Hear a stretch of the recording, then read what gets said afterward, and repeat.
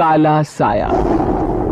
यूं तो बनारस घाट अपनी खूबसूरती के लिए बहुत प्रचलित है, पर घाट के किनारे कई राज लिए बैठे हैं। ये कहानी शुरू होती है बनारस के घाट के पास बने ममता निवास से, जहां प्रिया लाल जोड़े में ममता के घर उसकी बहू बनकर आती है। आओ आओ बहू, घर को अपने पैरों से पवित्र करो। ममता घर की दहलीज पार कर ही रही होती है कि अचानक एक बहुत गंदी सी बास पूरे घर में फैल जाती है।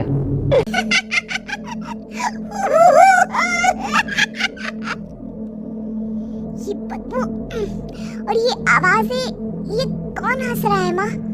अब ये पड़ोसी ना हमारे थोड़े अलग से है। कहाँ हम शाकाहारी और ये मांस मच्छी खाने वाले। छोड़, तू ध्यान मत दे और गृह प्रवेश कर। और हाँ बहू, अपनी सास की एक बात हमेशा याद रखना, इन पड़ोसियों से तो कभी बात नहीं करेगी। अच्छे लोग नहीं है ये। अपनी सास की ये बात मानेगी ना बेटा? हाँ माँ, जो आपकी मर्जी, मैं उनसे बात नहीं करूँगी। अगले दिन प्रिया अपनी पहली रसोई बनाने रसोई घर में जाती है।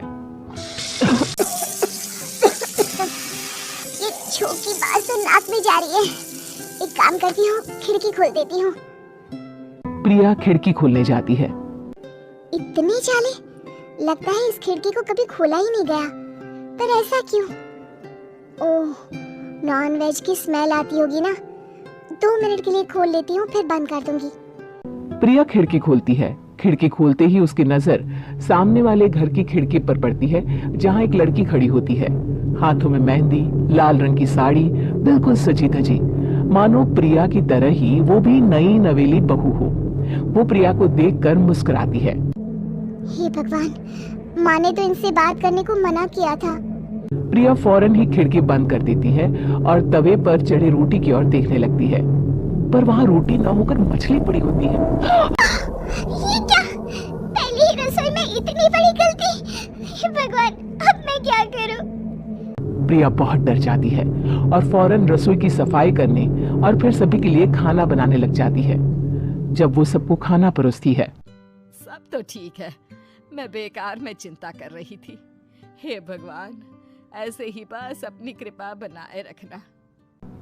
रात के वक्त जब सब सो रहे होते हैं, तब प्रिया को पायल की आवाज सुनाई देती है, जिससे उसकी आंख खुल जाती है। ये पायल की आवाज कहाँ से आ रही है? प्रिया उठकर उस आवाज के पीछे छत की सीढ़ियों तक जाती है। तभी उसे बच्चे के रोने की आवाज आती है। प्रिया छत पर जाती है तो क्या देखती है? वही लाल साड़ी वाली लड़की अपनी गोद में एक नवजात बच्चे को घुमा घुमा कर सुला रही है। तभी प्रिया की नजर उसके पेट पर पड़ती है। ओह गॉड, ये तो प्रेग्नेंट भी है। सुनिए, बच्चा सो नहीं रहा है क्या? मैं कुछ मदद करूं?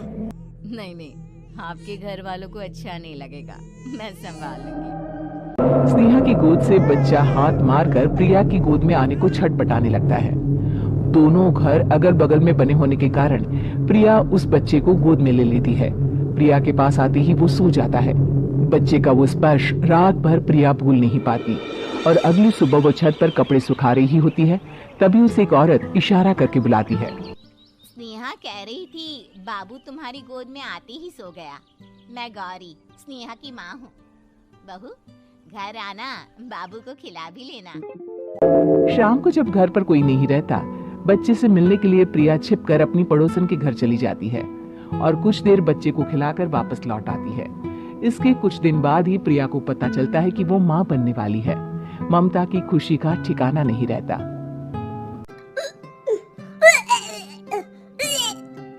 माँ जी, पता नहीं क्यों उल्टी आ रही है। प्रिया भागती हुई वॉशरूम में जाती है तो हरे और लाल रंग की उल्टी करती है। उस उल्टी में से कीड़े निकलते हैं। ये क्या? खून और ये कीड़े! माँ! माँ! प्रिया की आवाज सुनकर ममता दौड़कर आती है, पर बेसिन में कुछ नहीं होता। प्रिया हक्की बक्की रह जाती है। ये सब क्या हो रहा है? प्रिया घबरा जाती है और अपने कमरे में जाकर सो जाती है। डर के कारण वो इतनी थक जाती है कि उसकी आंख लग जाती है। तब उसे ऐसा लगता है उसके पेट पर मानो कोई बैठा हुआ हो। प्रिया के पेट पर एक 5 महीने की बच्ची बैठी हुई थी, जो बुरी तरह जली हुई थी। माँ, तुम्ही मुझे आई ना अपने पेट में।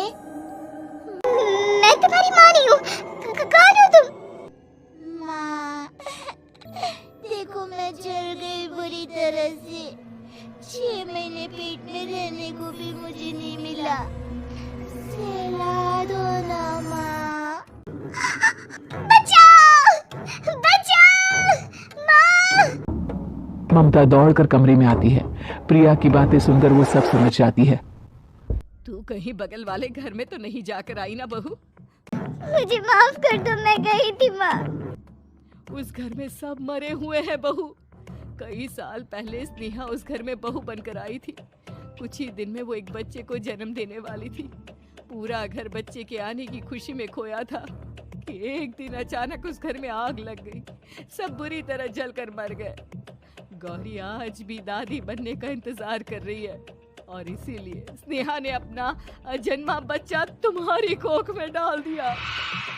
ममता ये कह रही होती है कि पीछे से उसके पैरों को एक बच्चा पकड़ लेता है। दादी, दादी। माँ, स्नेहा की गोद में यही बच्चा था। ये बच्चा कौन है फिर? तेरी मौत है। तेरी भी दादी। जिसका ममता को डर था वही हो गया। ममता निवास के ऊपर मौत ने चादर बिछा दी थी। प्रिया का पेट ऐसे बढ़ जाता है मानो 9 महीने का हो। 2 हाथ उसके पेट से बाहर निकलते हैं। बहू, संतोष को फोन कर, किसी पंडित जी को बुला बहू। प्रिया का पति भागता हुआ घर आता है। ये तो होना ही था माँ। तेरा बाप तेरे सामने आ गया तो तू सह नहीं पा रही है। स्नेहा घर में आग लगी नहीं थी, माँ ने लगाई थी प्रॉपर्टी की लालच में।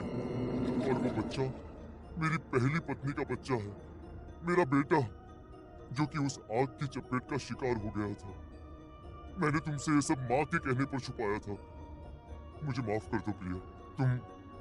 तुम अगर चाहो तो यहाँ से जा सकती हो।